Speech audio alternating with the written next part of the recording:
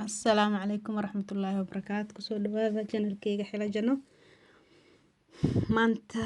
xogo nadaafadan galeynaa 4 bilood oo la xanuunsaday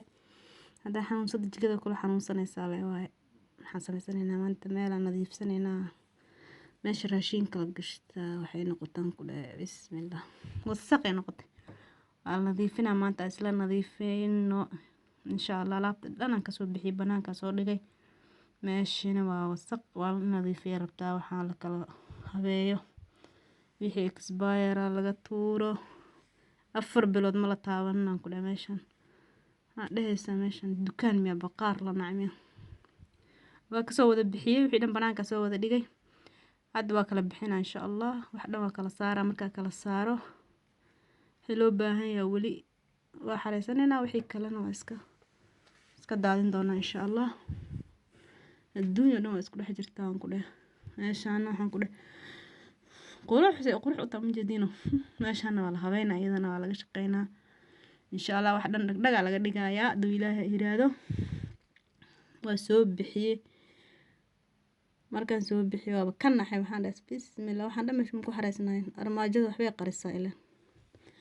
wax badan ku jira wax badan ay dabooleysay wixii dhan waa soo bixiyay kulli wixii ku jira banaanka u soo wada bixiyay wixii dhanan kala habeena meeshaan waa tanaan ku dhisaanay u taala iyadana meeshaan ka soo bixiyay waa taas meeshii wasaq waa iyada laftirkeeda in la soo nadiifiyo waxaan u qaadanaa shaambo iyo kalorax waa soo nadiifina kadib waxaan u baahanaa ku ceshana wixii kalena qashinkan baraha waa soo nadiifiyay meesha waa tanaa waxa kastirta xoogaa ka soo hartay wixii loo baahnaa dhan soo celiyay wixii kalena baca ku guray qashinka ku daray waxyaabo iloobay waxa ku jiro la isticmaalno expire noqday qashinka ku daray wixii kalena waa soo ceshtay marka alaabtina waa meesha waa ka habeeyay nadiif meesha ka soo dhigay ma sha Allah taasa hadaan la taaban waxa waaye aday ku yaalaysaa leeyahay fahant jikada waxa waaye adaa xanuunsanta jikadana way xanuunsanay leeyahay marka wax ayaga isma hagaajinayaan qofka inuu hagaajiyo waaye wax hadees gargaaraan wax ka xun mala aaday waxaan meesha markaa soo nadiifsaday soo habeystay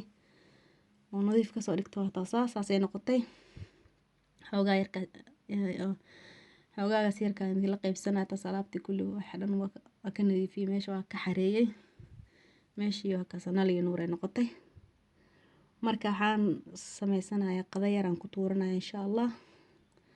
shaqada markaa soo dhameey qadadaas yartaa ku tuurayaa suugo yar iyo baasto yar aan sameysanaa markaasa asxaabteeda qaaliga bariyahan waa iska xanuunsanaay bariyana ma wala bilooyinka dhan waa xanuunsanaay channelka subscribe